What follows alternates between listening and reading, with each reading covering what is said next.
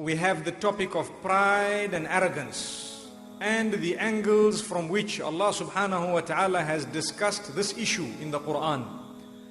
We should know that the Prophet sallallahu alaihi wasallam once asked, or he was asked, that, O Messenger of Allah sallallahu alaihi wasallam, we are people who love to dress properly and we love to have a good conveyance and so on. So you have told us, لا يدخل الجنة من كان في قلبه مثقال حبة من خردل من كبر.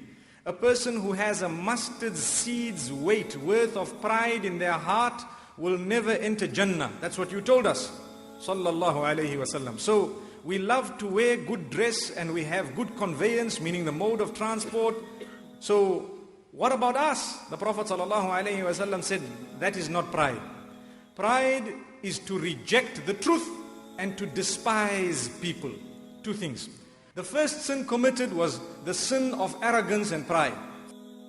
Remember when Allah subhanahu wa ta'ala told the angels to prostrate to Adam, then all of them prostrated besides Iblis. May Allah's curse be upon him.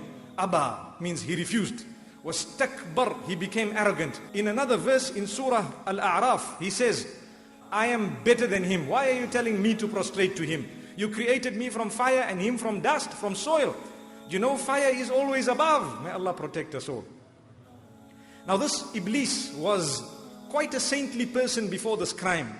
But his arrogance led to the wiping out of all his good deeds. That whenever we think that others are low and others are weak and others are down, that is the first crime, that is the devil's crime himself. May Allah subhanahu wa ta'ala protect us from haughtiness.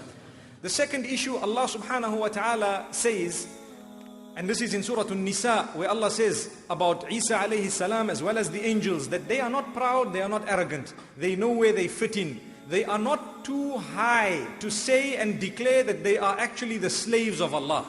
That Isa alayhi salam and the angels, they are not proud to declare that we are the worshippers of Allah and the slaves of Allah. No, they don't have that pride and haughtiness in them. Allah says, whoever has that sort of pride that they don't even want to associate with their own creator, and whoever has arrogance in them, Allah says, we are going to resurrect all of them. May Allah protect us.